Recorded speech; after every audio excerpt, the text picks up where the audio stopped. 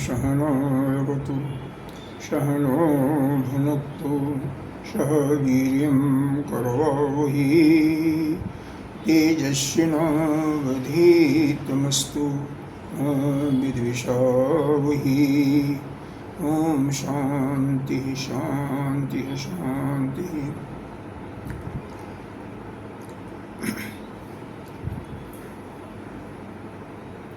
शंकरं शंकराचार्यं केशवं बादरायणं श्रोत्रभाष्यकृतौ वन्दे भगवन्तौ पुनः पुनः।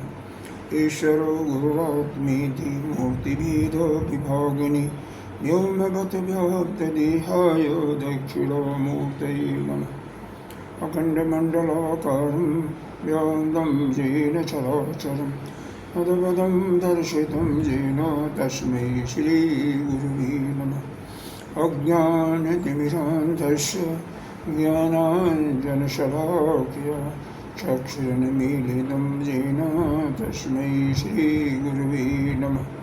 गुरुर्ब्रह्मा गुरुर्विष्णु गुरुर्देवो महेश्वरः गुरुः साक्षात् परं ब्रह्म तस्मै श्रीगुरुवे नमः। त्वमेव माता च पिता त्वमेव बन्धुः च सखा त्वमेव वेद्यं त्वमेव सर्वं मम देव।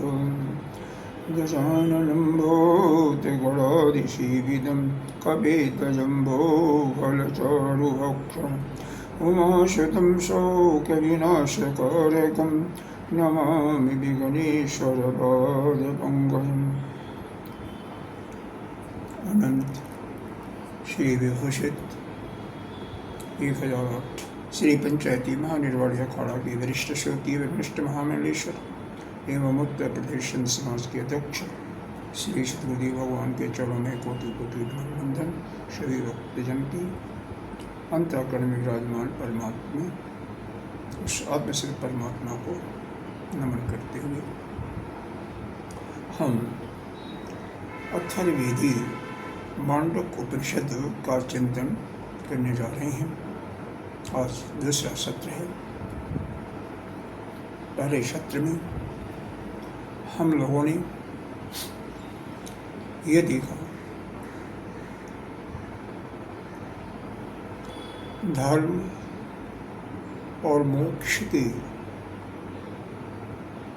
अंतर्गत अर्थ की प्राप्ति की जाए और काम यानी भोग केवल शरीर के कायम रखने के लिए किया जाए और जो अर्थ का हमने उपार्जन किया है वह पुनः धर्म और मोक्ष के लिए इसका सदुपयोग करें तो हमारा इस दुखालय संसार में बारंबार आने जाने से मुक्ति मिल सकती है। पुनः हमने चिंतन किया कि यह मांडुक्य उपनिषद अथर्ववेद का उपनिषद है, कलियुग में सबसे छोटा है, केवल 12 मंत्रों का उपनिषद। पहले 2 मंत्र में ही इसका पूरा सार है। अगर वही ग्रहण हो जाए तो साधक के अंदर ब्रह्म विद्या की प्राप्ति आसानी से हो सकती है। अगर नहीं ग्रहण हुआ तो पूरा उपनिषद 12 मंत्र तो पढ़े समझे श्रवण मनन निध्यासन करके समझ में न आवे तो फिर हमारे आदि गुरु शंकराचार्य जी के परम गुरु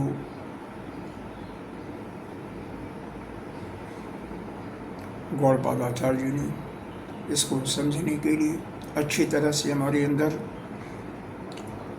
समझ में आ सके, इसके लिए इसको 4 प्रकरणों में, जो इसके 4 प्रकरण हैं, चारों प्रकरणों को मिलाकर के 215 कारिकाएँ लिखी। पहले आगम प्रकरण में 29 कारिकाएँ हैं, अद्वैत प्रकरण में 38 और 48 कारिकाएँ हैं। दूसरा प्रकरण हमारा वैतत्व प्रकरण है, तीसरा अद्वैत है, अद्वैत में 48 हैं, वैतत्व में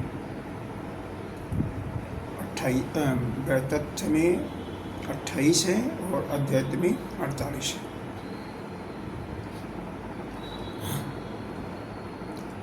और पहले प्रकरण में 29 है, 29, 38, 48।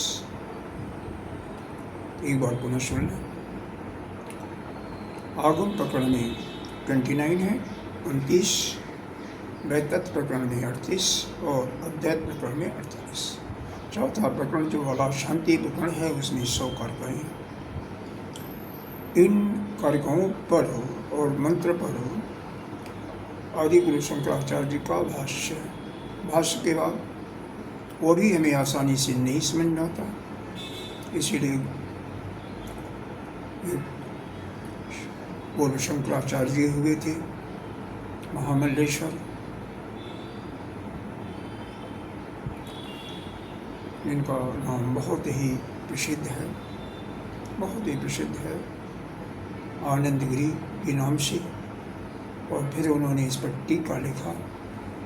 टीका में भी कुछ शब्द नहीं समझ में आते तो उसको संत ने टिप्पणी के रूप में दिया। ये पूरा पहले टिप्पणी पढ़ना, शब्दों के कुछ शब्दों का अर्थ समझ करके टीका पढ़ें, टीका के बाद भाष्य, भाष्य को समझने के बाद फिर मंत्र और कारिका, फिर यह आसानी से समझ में आ जाता है। और इस मांडव्य उपनिषद को ही समझ करके अच्छी तरह से श्रवण मनन निध्यासन के फलस्वरूप अब हमारे अंदर ज्ञान की प्राप्ति आसानी से हो सकती है। किसी ने प्रश्न किया नहीं समझ में आता तो भी 10 उपनिषद जिन पर 6 आचार्यों ने, आस्तिक आचार्यों ने टीका लिखा,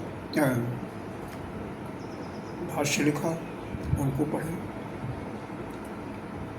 उसके बाद आनंदगिरी जी का भी टीका है, उसको देखें, टिप्पणी देखें। और फिर उसके बाद भी नहीं समझ में आता तो 18 पुराण सुने, वो भी नहीं समझ में आता तो इतिहास के अंतर्गत रामायण और श्रीमद् भगवद गीता का अध्ययन करें। इस प्रकार से इन प्रकार इसका जो सार है अपने अंतःकरण में बिठा करके आप मुक्त हो जाएं। यही हमारी श्रुति माँ का, आचार्यों का विचार।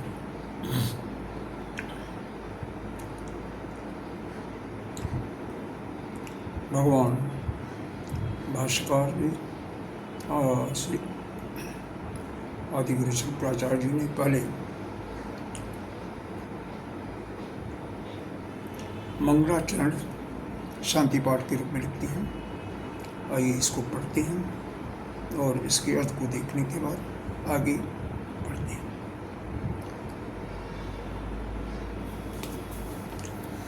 ओम भद्रं कर्णेभिः श्रियमदेवं भद्रं पश्येमाक्षवीर्यजत्राः स्त्रैरङ्गैः तुष्टमं स्वस्तिनोभिः वशेमदेवहितं यदायुः स्वस्ति नः इन्द्रो वृषश्रवाः स्वस्ति नः पूषा विश्ववेदाः स्वस्ति नः हस्ताक्षर्यो अरिष्टनेमि स्वस्ति नो बृहस्पतिर्दधातु। ओम शांति शांति शांति। अथर्ववेद का शांति मंत्र बहुत ही मशहूर है। ओम, ओम शब्द जो है यह अभिधान के रूप में प्रयोग आता है। किसका अभिधान है? इसका विधेय वही अवर और परम ब्रह्म, शपादिक और निरुपाधिक ब्रह्म, पूरी सृष्टि में ही ओम ही समाया हुआ है। जो कुछ है सृष्टि में वही ओम ही है। इस ओम की मुख्य रूप से 3 पाद हैं। जागृत अवस्था, जो शरीर के पाद हैं जागृत, स्वप्न, सुषुप्ति, इसके पहले 3 अक्षर अ, उ और न। अ व्याप्त करता है जागृत अवस्था को, ओ स्वप्न अवस्था और म सुषुप्ति अवस्था का ही वह समतुल्य है जो बाद में हलंत आता है म, वह जो है त्रियावस्था का सूचक है। भद्रम तो उस परमात्मा पर ब्रह्म क्या करें? भद्रम, भद्रम माने होता है कल्याण करना। हमें अच्छा लगना है ऐसी स्थिति नहीं की जा रही है, बल्कि हमारे लिए जो कल्याणकारक, हमारे लिए जो हितकर हो। करणे भी श्री राम देवा, हम अपने नीन नेत्रों से क्या सुने जो हमारे लिए कल्याणकारक हो। हमारे लिए रुचिकर सुनने की लिए नहीं प्रार्थना किया जाए, बल्कि हमारा जो कल्याण करे।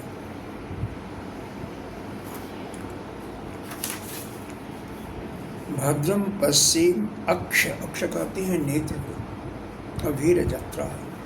हम नेत्रों से, माने नेत्रों से क्या देखें? जो हमारे लिए हितकर हो, हमारे लिए कल्याणकारी हो, उन्हीं को देखें, अन्य चीज़ों को न देखें। केवल जो हमारा हित करें उन्हीं को देखें। स्त्री अंगे तुष्ट, हमारे अंग प्रत्यंग हृष्ट पृष्ठ हों, स्वस्थ हों। सस्तुन भी विषेम देव हितम जदायु, जिसके द्वारा हम क्या करें? देवताओं को हित मात्र के लिए हम वैदिक यज्ञ आदि कर्म करते हुए रहें और उसमें समर्थ हों, और हम लोगों के लिए, हम लोग देवताओं के हित के लिए अपना जीवन धारण करें। देव हितम जदायु, देवताओं के कल्याण के लिए हमारे अंग इसलिए हृष्ट पृष्ठ हों कि हमेशा यज्ञ दान तप करते रहें, और उसी शरीरों से यज्ञ दान तप करते हुए देवताओं के हित के लिए ही अपने शरीर को धारण करें। स्वस्तिनः इंद्रो वृद्धसर्वा, इंद्र शब्द जो है, इंद्र उस देवताओं के राजा के लिए नहीं प्रयोग है, बल्कि मन जो इंद्रियों का राजा है, मन ही इंद्रियों को नियंत्रित करता है, शासित करता है। बिना मन के साथ के, मन के कोई भी इंद्रिय अपने विषय को प्रकाशित करके उसके गुण का वर्णन बुद्धि को नहीं पहुंचा सकती है। जब मन साथ रहता है तभी इंद्रिय उस विषय को प्रकाशित करती है, और उस जो ज्ञान इंद्रिय प्राप्त करती है उसको मन जो है बुद्धि को देता है। बुद्धि फिर चित्त से उस प्रकार के पहले से जो हमारे अंदर ज्ञान पड़ा हुआ संस्कार, उससे मिलान करके फिर उसके बारे में बताता है, यह अमुक चीज़ है, यह अमुक चीज़ नहीं है। जैसे गुलाब का फूल है, हमारी नेत्र गुलाब के फूल से टकराई, उसको व्याप्त की, प्रकाशित की, हमारा मन उसके साथ में भी चलता है, और वह जो व्याप्ति वृत्ति व्याप्ति हुई, वह उससे परावर्तित होकर के वह कहाँ आता है? मन बुद्धि को देता है। बुद्धि फिर उसको चित्त से देखता है, मिलान करता है। चित्त के अंदर पहले हमें ज्ञान यदि होता है, हमने सुना है, देखा है या अनुभव किया हुआ है, तो यह मालूम होता है तो गेंदे का फूल है। जैसे अगर गूगल पर कोई सर्च करते हैं तो गूगल की लाइब्रेरी जो है यूएस में है, यूनाइटेड स्टेट अमेरिका में, लेकिन जैसे ही करते हैं आप डालते हैं कोई शब्द तो वायरलेस सिस्टम है, वायरलेस सिस्टम के द्वारा वह BTS जो इनका लोग एक्सचेंज होता है वहाँ पर जाता है उस सर्विस प्रोवाइडर का, वहाँ से उसके BSc से MSc और जो डिले का एक्सचेंज होता है बड़ा, उसको MSc कहते हैं, और वहाँ से फिर उनका ऑल इंडिया का जो जहाँ पर प्रसारण होता है वहाँ जा कर के फिर वह ये सब तार के माध्यम से जाता है। BTS से सारी क्रियाएँ तार के माध्यम जाती है, वहाँ से फिर जा कर के US में, और फिर वह वहाँ पर सर्च करके कि क्या है क्या नहीं उसका अर्थ समझ करके फिर वापस रिटर्न हो करके वो हमें बताता है कि इस शब्द का अमुक अर्थ है। इसमें इतना कम समय लगता है, सेकंड का पार्ट हिस्सा। उसी प्रकार से यह इंद्रिय किसी चीज़ को प्रकाशित करती है, व्यक्ति व्याप्ति होती है, तो उसको मन 1 सेकंड के समय हज़ारा में पोर्शन में ही बता देता है कि अमुक चीज़ है। जैसे शरीर में मच्छर काटा पीठ पर आपके, हाथ तुरंत जाता है। कैसे? सीधे नहीं जाता है, पहले काटा, मन गया वहाँ पर, स्पर्श त्वक इंद्रिय के साथ संयोग किया, त्वक इंद्रिय के उस व्यक्ति व्याप्ति हुई, वह बुद्धि को दिया, बुद्धि चित्त से मिलान करती है, वहाँ से फिर आदेश मिलता है कि इन हाथ को, मन को कि तुम हाथ को आदेश दो, और हाथ पे जा कर के वहाँ पर मच्छर को भगाता है। ये इतना कम समय लगता, आपको पता नहीं चलता, लेकिन प्रोसेस जो है बहुत लंबा है, फटाफट होता रहता है।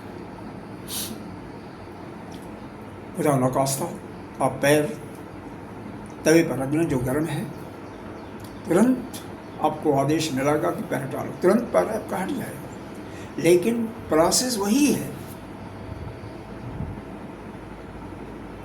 आपका पैर स्पर्श किया, उसके गुण को मन बुद्धि को पहुंचाया, बुद्धि चित्त से मिलान किया, चित्त बोला कि भाई हटाओ तुरंत, नहीं तो घायल हो जाओगे, तुरंत पैर आपका हटा लेते।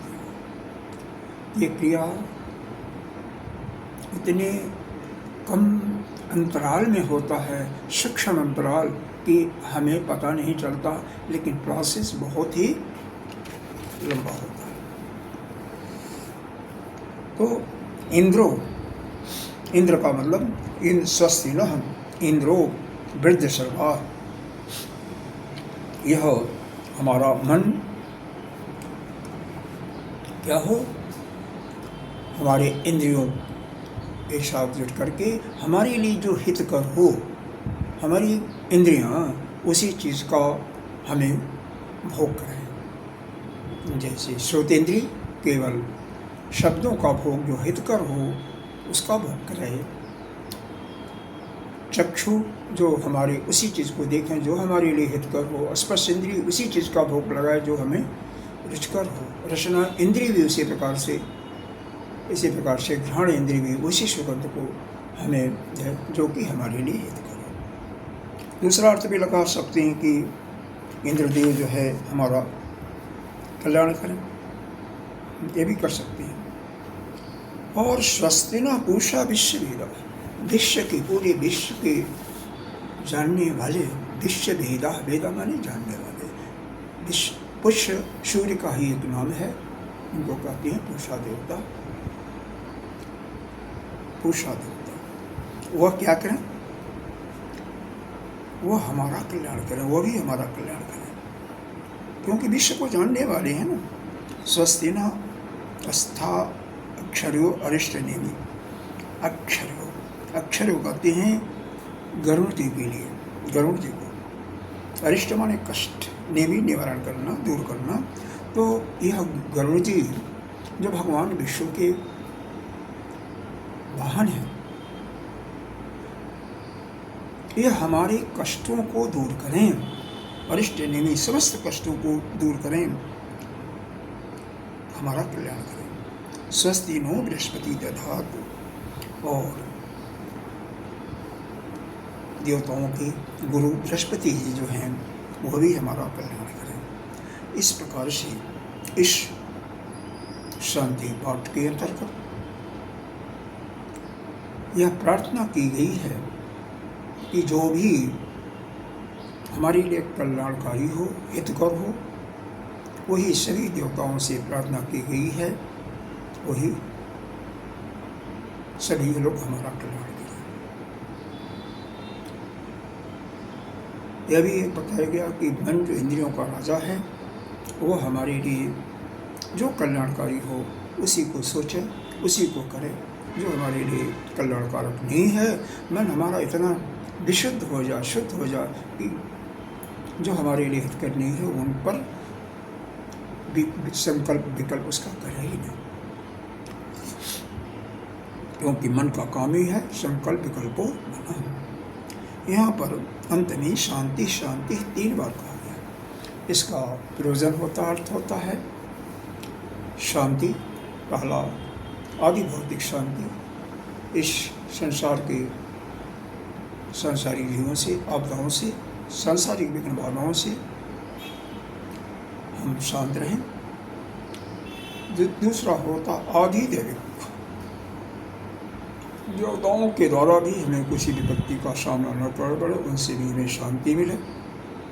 और तीसरा आध्यात्मिक शांति, यानी हमारा मन भी शांत रहे, जो हम कर्म करना चाहें हमारे हितकारक हो उस कर्म को हम करते रहें। इस प्रकार से यह शांति मंत्र जो अपने लिए कल्याणकारी है उस रूप में प्रार्थना की गई है। इसके माध्यम से इसके बाद जब त्रिविध इस प्रकार से 3 प्रकार के ताप की शांति हो गई, अब यहाँ पर आगे चल करके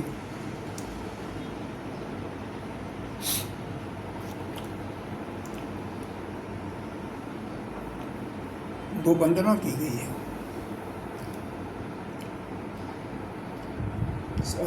अक्षर भगवत पाद विरचितम भाष्य है, क्या है? एक तो पहला 2 वंदना है, वह विधि मोक्ष है। दूसरी वंदना निषेध मोक्ष है। 2 प्रकार की परमात्मा को भी पाने के लिए, परमात्मा के लक्षण को व्यक्त करने के लिए 2 प्रकार का होता है। एक तो विधि मोक्ष, उसके लक्षणों को बता करके यह लक्षण है। जैसे व्यवहार की दृष्टि में लें, आम को बताना है तो बताएंगे क्या? आम ये लंबा लंबा होता है, बड़ा बड़ा होता है, पीला होता है, मीठा होता है। उसके गुणों को बता करके हम उसका प्रतिपादन करते हैं। नीति नीति, जैसे एक टोकरी है, 5-7 प्रकार के फल रखे हुए हैं और हमें नाशपाती लाना है, तो हम नाशपाती को ना करके कहेंगे जो लंबा लंबा होगा अर्थात केला उसको नहीं लाना, जो थोड़ा सा घुला होगा उसको भी नहीं लाना, जो पीला होगा उसको भी नहीं लाना, जो कड़ा होगा उसको भी नहीं लाना। मतलब हर एक फलों का जो छोटा होगा उसको भी नहीं लाना। तो अंत में सभी फलों का व्यावर्तन कर देते हैं, तो जो शेष बचता है वही वह नाशपाती को लाएगा। इसी प्रकार से आत्मा को जानने के लिए हम तीनों शरीरों का, स्थूल सूक्ष्म शरीर का विवर्तन कर देते हैं। स्थूल नहीं है, हम सूक्ष्म शरीर भी नहीं हैं, हम कारण शरीर भी नहीं हैं। तीनों अवस्थाओं का साक्षी जो है, और पंचकोशों का, यह अन्नमय कोश में नहीं, प्राणमय कोश नहीं, मनोमय कोश नहीं, विज्ञान में कोश नहीं, आनंद में कोश नहीं। इसके बाद जो बचता वही मैं हूँ, वो आत्मा। हालांकि उसका न कोई रूप है, न कोई अव्यय है, वो तो अदिष्टम, अव्यवहार्यम, अग्राह्यम, निराकार, निरवय, वह ब्रह्म है, वह हमारी आत्मा। तो इसका यह जो वंदना है, इसको पहले वंदना को पढ़ते हैं। प्रज्ञान अंश प्रतानैः स्थिर चर निकर व्यापि व्याप्य लोकान भुक्ता भोगान अस्त विष्ठान पुनःपि घिषणोद्भासितान कामजन्यान पीता सर्वान् विशेषान् स्वपिति मधुर भूक माया भूज यनु माया संख्या तुरीयं परम अमृतम अजम ब्रह्मं जत जत तत् नतोस्मि। यहाँ पर एक शब्द आया है निकर। निकर का मतलब होता है कि यहाँ से छोटी वस्तु से लेकर के ब्रह्मा पर्यंत स्थिर चर, स्थिर माने जो स्थिर होते हैं, जैसे वृक्ष पहाड़ इत्यादि, चर माने चलने वाले हैं। तो ब्रह्म पर्यंत जो वृक्षादि, स्थावर, मनुष्य आदि, पशु पक्षी जानवर इत्यादि हैं, प्राणी समुदाय को यह व्याप्त कर लेने वाली क्या है,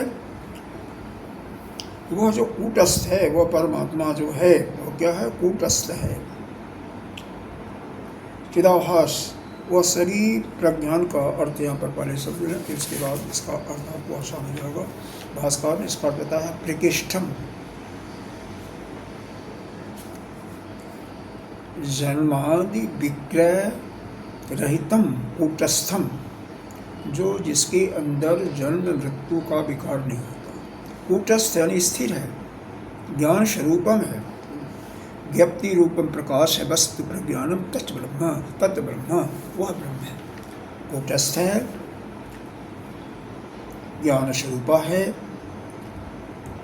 सबको व्याप्त करने वाला है, और क्या है, जन्म विक्रय आदि से रहित है।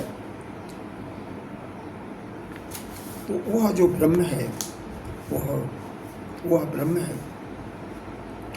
तो जन्माद विकारों से रहित वो जो कूटस्थ चिदाभास अपनी रश्मियों की विस्तार से, अंश माने रश्मियाँ,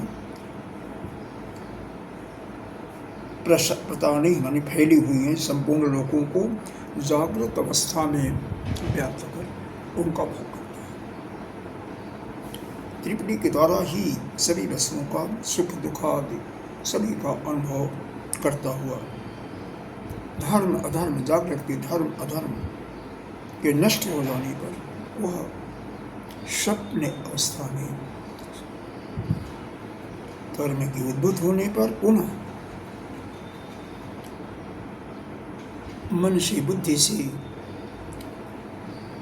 सूक्ष्म वस्तुओं का जो वासनाएं शेष रह जाती हैं जागृत अवस्था में, उनका भोग करता है, यानी संपूर्ण भोगों को भोगता है। पिता सर्वान विशेषान स्वपिति मधुर भुक्त माया भोजयन्तु, और सभी को भोग कर लेने के बाद पश्चात सुसुप्तावस्था में वह संपूर्ण स्थूल सूक्ष्म विषय विशेषों को अज्ञान से आवृत आत्मा में विलीन करके माया के द्वारा, मायाकृत हम भी जीवों को सुखादि का अनुभव कराता हुआ स्वयं आनंद भुक्त होता हुआ शयन करता है। सुषुप्ति अवस्था में हमारी इंद्रियां भी सो जाती है, मन भी सो जाता है, हमें किसी चीज़ का कोई भी, इस डॉक्टर सुषुप्ति अवस्था में ये संसार नहीं दिखाई देता, इसका भान नहीं होता। जागृत अवस्था में हमें सब कुछ दिखाई दे रहा है, हम स्थूल वस्तुओं का भोग करते हैं। स्वप्न अवस्था में, जो जागृत अवस्था में हमारी वासनाएं शेष हो जाती हैं, उसका भोग नहीं कर पाती हैं, यानी जो संस्कार बच गए उनका सूक्ष्म रूप से हम भोग करते हैं। सुषुप्ति अवस्था में केवल आनंद ही आनंद का भोग करते हैं। चूँकि वह भी अविद्या रहित है, इसीलिए वहाँ से आप वापस आ जाते हैं। चेतो मुख कहा गया, उसका मुख्य जो द्वार है वह चैतन्य है, वहाँ से आप वापस आ जाते हैं। तो वह आत्मा कैसा है, इसके लिए यहाँ पर बताया अंतिम लाइन में, परम अमृतम अजम ब्रह्म, वह अमृत स्वरूपा है, अजन्मा है, ऊपर आया है प्रज्ञानम। प्रज्ञानम का मतलब जो कि प्रकृष्ट है, श्रेष्ठ है, उचित श्रेष्ठम है, और इस जन्म मरण सुख दुख आदि से रहित है, वह ब्रह्म है। तन्नतोष में उसको हम प्रणाम करते हैं, नमस्कार करते हैं। तो इस प्रकार से यहाँ पर जो इस सृष्टि के जागृत अवस्था में हम अपने वासनाओं के अनुसार जो भोग करते हैं, वह अस्थूल पदार्थों का भोग करते हैं। तो पहले वही ब्रह्म जो है, वही ब्रह्म, वही प्रकृष्ट जो कूटस्थ है, वही स्थिर क्षर यानी स्थावर जंगम, स्थावर के अंदर वृक्ष, पहाड़ इत्यादि, चर के अंदर प्राणी, पशु पक्षी इत्यादि, कीड़े मकोड़े, इनके द्वारा ही सभी को व्याप्त करके, समस्त लोगों को व्याप्त करके वह सभी को जो स्थूल रूप में भोग करता है, और वहाँ से अपने अंदर ही जो कामनाएं जो शेष रह जाती हैं, उनको स्वप्न अवस्था में उन कल्पना के माध्यम से सूक्ष्म अवस्था में उसका भोग करता है। सूक्ष्म अवस्था में उसका भोग करता है। जो शेष रह जाती हैं, उद्भूत हो जाती हैं, भोगने का भी उनका भोग करता है, और सर्वपूर्ण भोग को भोग करके सो जाता है। कहाँ पर? सुषुप्ति अवस्था में उसकी मन इंद्रिय सब कुछ सो गई। ये प्रकार से सृष्टि का प्रलय उसके लिए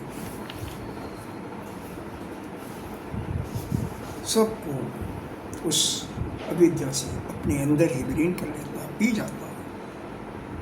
वहाँ पर भी कोई न सुख है न दुख है। जागृत और सपने में तो सुख दुख दोनों का अनुभव होता है, सुषुप्ति में कुछ भी नहीं है। आनंद सहन कर रहा है, सुख है।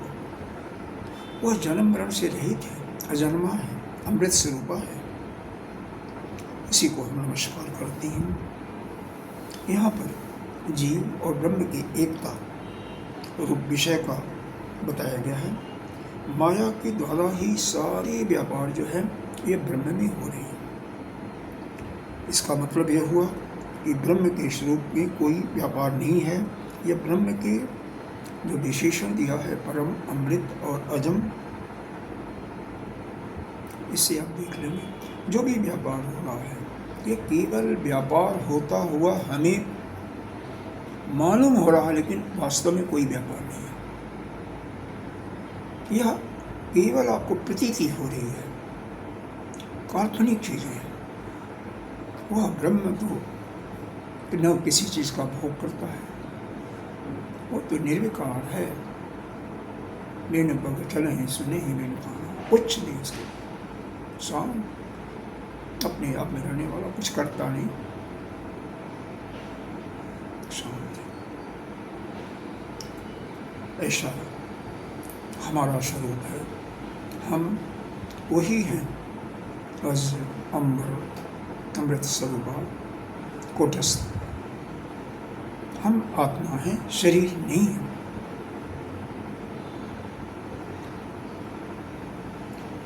दूसरे श्लोक में निधि रूप से निषेध मोक्षी वस्तु का प्रतिपादन करते हुए मंगलाचरण किया जा रहा है। उसको देखें।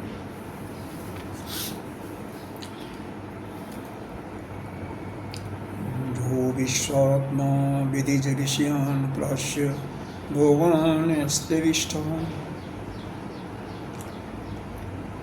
पश्चान्न स्वमति विभवान् ज्योतिषा स्वेन सूक्ष्मान् सर्वान् एतान् पुनरपि शनैः स्व आत्मनि स्थापित्वा हित्वा सर्वान् विशेषान् गतगुणगणः पातसौ नस्तुरीयः। यहाँ पर निषेध मोक्षी वस्तु का प्रतिपादन किया गया है। वही जो विश्वदेव है, जो सबका विश्वात्मा मालिक है, ब्रह्म पंचीकृत महाभूत। क्योंकि ये जो स्थूल शरीर बिना बना है, कैसे? यह पंचीकृत महाभूतों के तमोगुण के मिश्रण से बना हुआ है। तो और उसी से काल रूप स्थल जगत दिखाई दे रहा है। तो उसमें अभिमान जब कर लेता है, शरीर से जब अभिमान कर लेता है वही, तो यह विश्वात्मा ही, इस जीव की कोई अलग आइडेंटिटी नहीं है। वह ब्रह्म ही जब इस शरीर से अपना मान करके, इसके अभिमान करके, क्यों अभिमान करता है? अविद्या के फलस्वरूप, माया के फलस्वरूप। तो उस जागृत अवस्था में जो भी विधि पूर्वक या निषेध कर्म होते हैं, धर्म अधर्म स्थूल विषयों को भोग करके पश्चात जागृत अवस्था में जो शेष कर्म रह जाते हैं, जो वासनाएं रह जाती हैं, जो भोग लिया उसका तो नाश हो गया, जो शेष रह गया स्वप्न में वही वासनाएं जब उद्भूत हो जाती हैं, जब अवृत हो जाती हैं, तो वह अपने द्वारा ही बनाई हुई अविद्या काम तथा कर्म से उत्पन्न उन सूक्ष्म विषयों को अपने ही प्रकाश से भोगता है।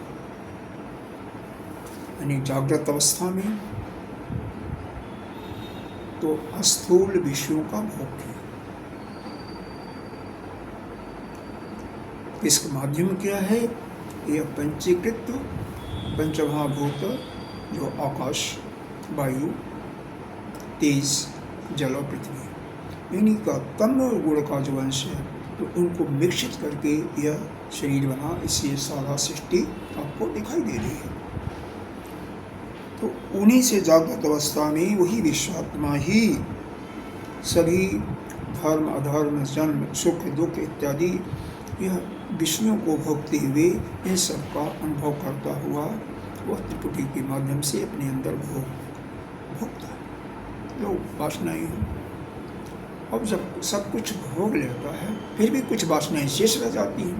उन वासनाओं को, जो शेष वासनाएं हैं, उनको स्वप्न अवस्था में जब सो जाता है तो शरीर तो सोया हुआ है, मन जाग रहा है, वो अपना एक अलग इंद्रिया बना लिया, अलग नाना प्रकार की सृष्टि बना लिया, और उसमें वह काल्पनिक सूक्ष्म उसका भोग है, सूक्ष्म रूप से कल्पित चीज़ों का, उन्हीं वासनाओं का वो भोग करता है। और सब कुछ भोग करने के बाद सुसुप्ति में जाकर के सो जाता है, लीन हो जाता है। समस्त सृष्टि उसी में विलीन हो जाती है। यहाँ पर जो सार है,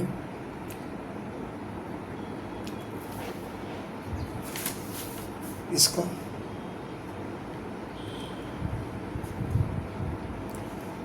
अब वहाँ पर हो गया तो गुणातीत अवस्था में पहुँच जाता है। गुणातीत वह तुरी परमात्मा सभी विघ्न बाधाओं को दूर कर मोक्ष था। अब उसी परमात्मा से जो अजर है। यह हमें विद्या, ब्रह्म विद्या को प्राप्त करें और ब्रह्म विद्या को प्राप्त कर हम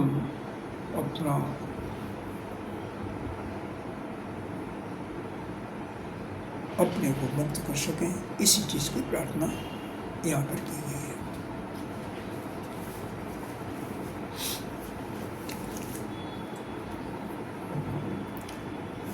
एक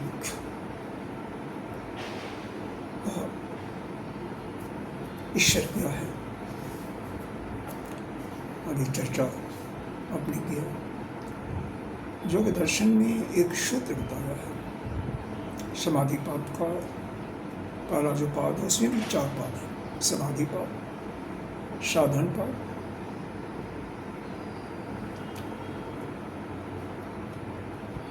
विभूति पाद और कैवल्य पाद।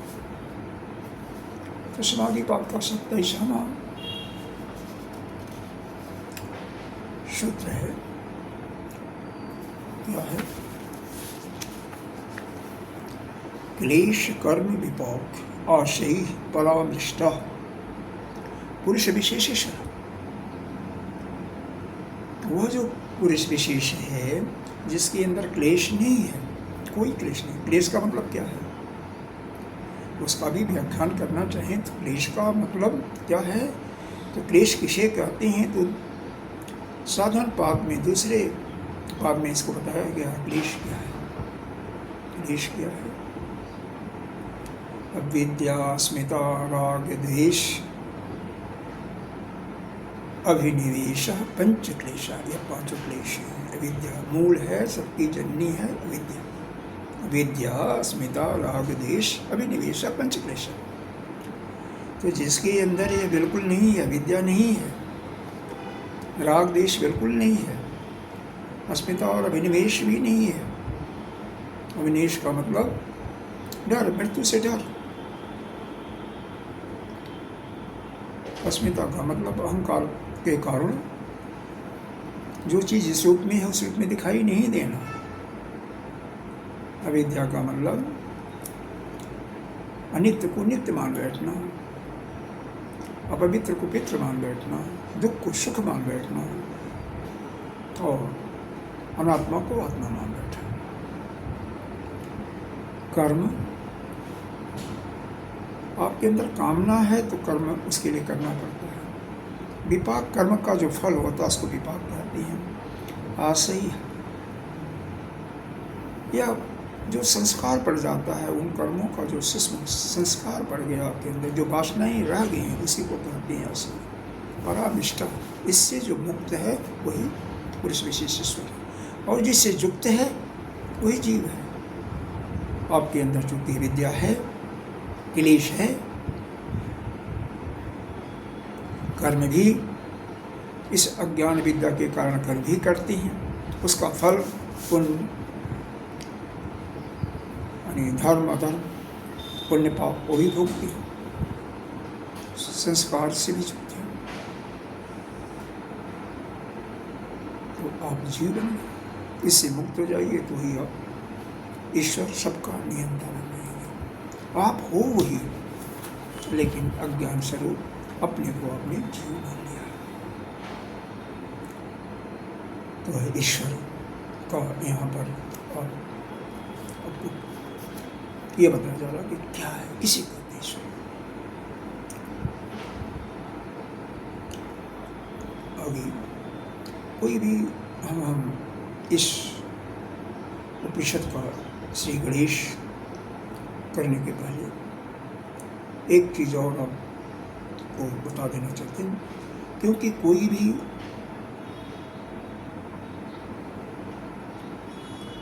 पुस्तक जब पढ़ते हैं तो उसमें 4 चीज़ों का विवेचन आपको देखना पड़ता है। 4 चीज़ों की जानकारी जरूरी है। कौन? उसको कहते हैं निबंध चतुष्टय, अनुबंध चतुष्टय। अनुबंध चतुष्टय में पहला होता है उसका अधिकारी निरूपण, अधिकारी क्या है। दूसरा होता है विषय क्या है, तीसरा प्रयोजन क्या है, और चौथा संबंध क्या है, जो कि अधिकारी को अपने प्रयोजन से सिद्ध कर दे, मिला दे उसको। तो यहाँ पर अधिकारी तो वही है साधन चतुष्टय से जो संपन्न है, साधन चतुष्टय से, और ब्रह्म विद्या की प्राप्ति ही विषय है। यहाँ पर शुरू में जो संगति भाष्य है उसके अंदर दिया भी होगा, कहीं देख लीजिएगा। ये आपकी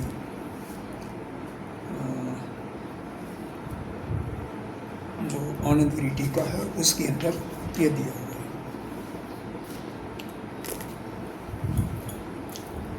प्रयोजन क्या है? इस जन्म मरण से निवृत्त होना, अद्वैत ज्ञान की प्राप्ति, अद्वैत शब्द का बोध होना। यहाँ पर एक शब्द आया है, ये शायद भाष्य में भी होगा, तत्व प्रयोजन उत्साधन अभिव्यंजन येन अविधेय संबंधम शास्त्रम पारंपरेण विशिष्ट संबंध अविधेय प्रयोजनम भवती।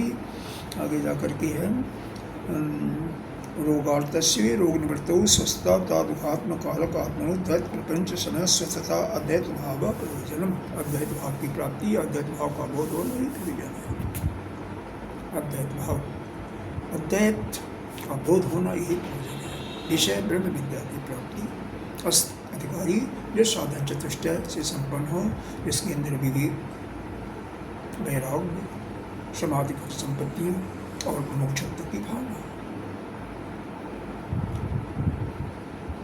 संबंध बोध बोधक, सुनते सुनते बोध हो जाए, यही इसका संबंध है। प्रतिपाद्य प्रतिपादक, इसमें प्राप्त पापक संबंध नहीं है। सुनते सुनते तो आपका अंतःकरण शुद्ध है, तो सुनते सुनते आपको मोक्ष की प्राप्ति। इन्हीं शब्दों के साथ आज यहाँ पर कथा का विराम दे रहे हैं। ओम पूर्णमदः पूर्णमिदं पूर्णात् पूर्णमुदच्यते पूर्णस्य पूर्णमादाय पूर्णमेवावशिष्यते। ओम शांति शांति।